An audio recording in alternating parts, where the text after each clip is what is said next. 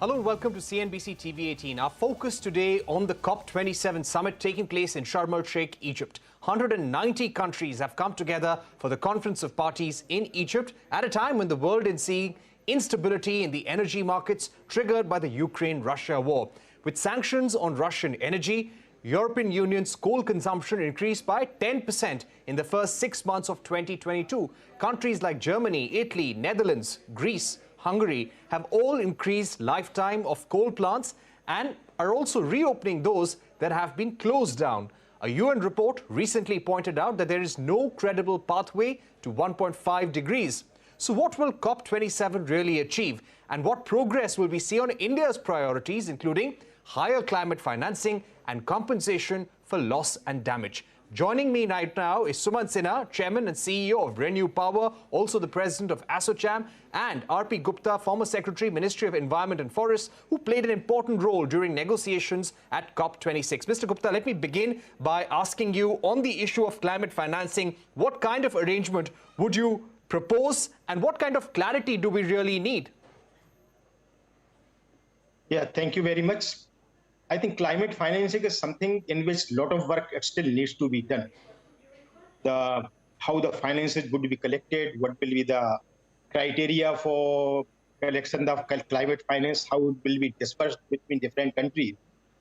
Those are still part of the negotiation, which I hope this COP or at most the next COP would conclude it. The issue has been from the perspective of the developing countries, particularly India, that any financing which comes to India as part of investment, that should not be counted as climate finance. The reason is that any investment in any case comes based on its investment and the return perspective.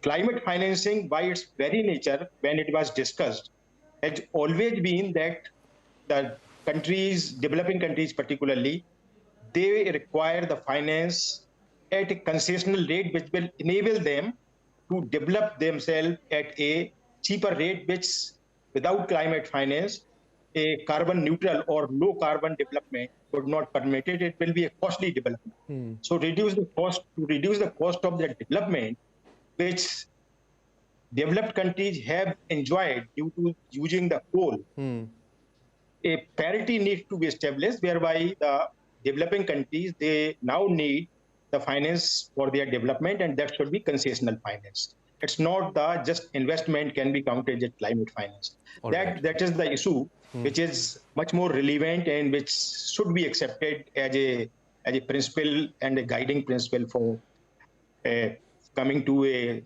some sort of conclusivity on climate finance. All right. So investments from the point of view of profit cannot be considered as climate finance. It has to be on concessional rates. That's what Mr. RP Gupta is telling us. Let me get in Mr. Sumant Sinha. Mr. Sumant Sinha, you're representing the industry chamber there at COP27. What is the mood, the tone of negotiations when it comes to the definition of climate finance? India has been saying, and this is something that Prime Minister has also previously said, that the quantum of climate finance which has been allocated is not adequate if we really have to meet our energy transition goals. What really has been the tone of negotiations on climate finance? Well, it's very, very early days right now. To be honest, I don't think that the negotiations have even begun in right earnest. I think at this point, the first 2 days of COP really is when all the heads of state come here and interact with each other, and in some ways just lay out the tone and tenor of what they expect to see happening. And then the real negotiations start, towards the back end. And so that's a process that still needs to happen. So I think we'll see arising out of that any substantive issues or progress or movements on the financing front. I think one of the conversations that is certainly getting more visibility right now is not so much, of course, the climate finance ask, which is of course from the developing countries been there and which is something that India has been pushing for a long time. But in addition to that, now the whole conversation is shifting to how can we get more blended finance to come in? And blended finance is nothing but somebody stepping up like the multilaterals and providing some sort of guarantees on protecting certain kinds of risks, whether it's sovereign risk, first loss risk, FX risks, and so on. and thereby by providing those guarantees, essentially improving the credit quality of projects in developing countries, and thereby then driving in a lot more or catalyzing a lot more private sector financing to come in, of which, by the way, there is ample amounts still available for the sector. The question is, how do we crowd in that financing?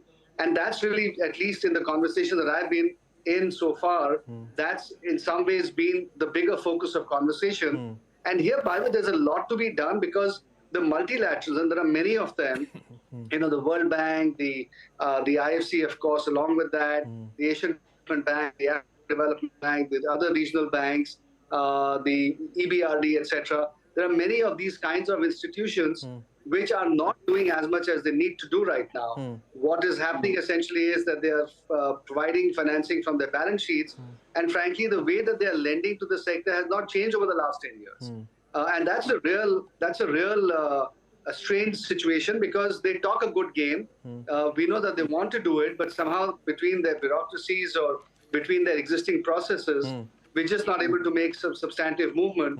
And I've even seen the UN Secretary General express his frustration on the lack of development of financing from the multilaterals. So to me, they are the key ones to provide and catalyze in more financing from the private sector into developing countries.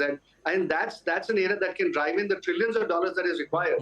I mean, the $100 billion that we're looking for every year is just a drop in the ocean in terms of what is required, actually. Right. Compensation for loss and damage, that was an important point that India had been asking for. It has been included in the agenda. I'll put this question to Mr. Gupta. Mr. Gupta, considering that loss and damage is based on the polluter pays principle, what progress can really be achieved at COP27? Or do you feel that these are very early days in negotiations on loss and damage?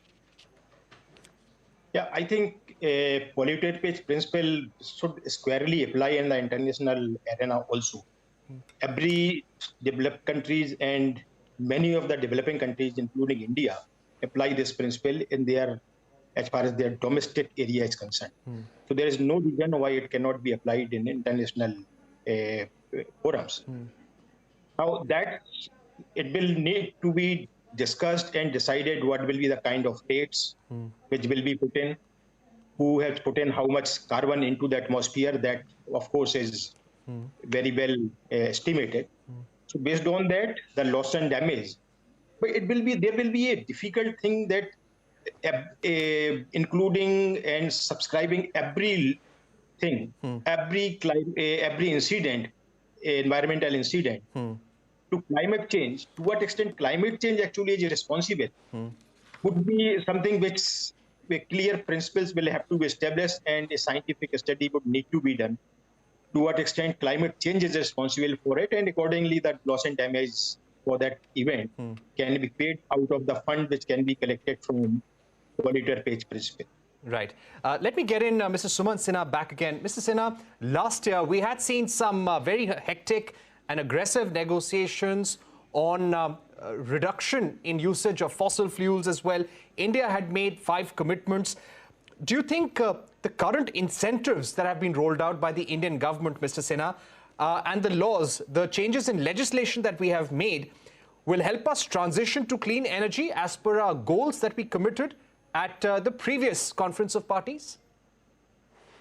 Yeah, look, I think, first of all, let's recognize that India is one of only 23 countries that have given revised NDCs at Glasgow, post-Glasgow.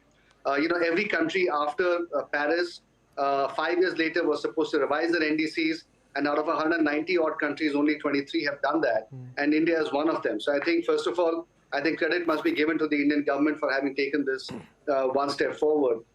The second thing, of course, as you know, is that the Prime Minister has come out with a new philosophy, which is really called Lifestyle for the Environment, or Life for short. So I think the Indian government is trying to take leadership in really trying to foster a more sustainable lifestyle across country.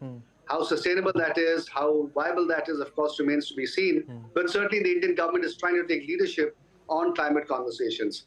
Now, as far as the India situation itself is concerned, look, I think that the Indian government on its part has been taking a really, really leadership role in driving forward the transition on the energy side.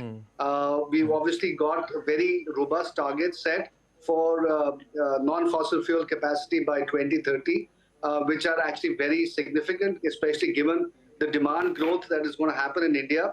The easiest thing in the electricity sector, the easiest thing for the government would have been to just keep adding more and more coal-based capacity, but they've taken a very conscious decision that they want to transition to fossil fuels. I think along with that, now the Electricity Act amendment is pending in Parliament. I think that is going to be very important because we do need to further continue to reform the distribution sector. That ultimately is the area where the demand has to emanate from. And as that demand comes in and that gets met through renewables, then again, the utilities are the ones that will have to absorb all this power and find ways of managing around that. Right. So I think the Electricity Act is a very important thing. The second thing the government has done is they've come out with the new late payment surcharge rules, which are essentially putting pressure on the discoms to start making payments on time on the old receivables, which is very positive. So significant effort, not just to do more and more renewable energy bids, but also to essentially tackle the whole electricity sector. Because if that is not reformed, then all of these targets will become much harder to achieve. So I think that's the direction the government is going in. Okay. And along with that, of course, we're trying to prepare the foundation now for green hydrogen to get much broader into the, much broaden the clean energy transition into the hard-to-abate areas as well. So I think all of that is very positive. So, Mr. Sinha, there is already a PLI scheme for solar panels. Very soon, we are going to see a scheme for green hydrogen and electrolyzers. There is also a PLI scheme for offshore wind sector that is being considered. How has the government support for renewable energy sector been so far? Any areas in these PLI schemes or in policy making which probably need tweaks in order to roll out the incentives better, help the industry transition faster? Yeah, well, I think that the PLI schemes, of course, are very, very helpful because not only do they give some incentives for setting up manufacturing capacities, which certainly in the first few years need some degree of support, but it's also a signal on the part of the government that they want to now indigenize and develop a local domestic industry. For example, we can't keep importing solar modules from China endlessly. We have to have a domestic manufacturing industry just given the size and scale of our ambitions. And the PLI scheme essentially helps in moving in that direction. So I think that really is a positive step forward. I think that at this point, all we have is a PLI scheme for solar, module manufacturing all the way to polysilicon. We also have a PLI scheme for batteries. What is being considered is a PLI scheme for electrolyzers, and we have to see as and when that comes out, what that might imply. But the only thing I would say is that perhaps some of these schemes need to be actioned a little bit quicker and faster so that we can all make sure that the development of the industry happens as quickly as possible, because obviously even after the PLI scheme is done, there is going to be some lead time to setting up capacities. Right. So therefore, the sooner the government moves forward on getting the allocation done, and the better it will be. Right. Mr. Gupta, coming back to you, considering the energy crisis that we are facing and how countries in Europe are actually increasing reliance on coal, what can be realistically achieved at COP27 this time around? And how relevant is this Conference of Parties meeting considering the energy crisis and global tensions we're looking at currently? See, I see this crisis as a transient phase. These kind of incidents are not likely to occur very often. And so let us not just focus on one incident of this Ukraine war, which has led to the energy crisis. In the long term, the path should be clear that we have to go for a carbon neutral global economy and take this incident as an aberration. Of course, whenever any country faces the energy crisis of the kind which Europe is facing, they are likely to resort to the kind of solutions which will adversely impact or take away from the path of that low carbon development which has been charted out. But I'm sure that this is not something which should bother us. Europe, when we go ahead and in the long term, when the renewable contribution increases in the whole energy basket of the countries of the globe, these kind of energy crisis, in spite of the incident which is taking place or some other incident which may take place, will lessen the impact of those incidents as far as the energy is concerned. Right. All right. We've run out of time, but Mr. Sinha, Mr. Gupta, thank you very much for joining us here on the program, giving us your view on the current negotiations at COP27 and what can really be achieved. Also summing up India priorities as well. Thanks once again for being with us.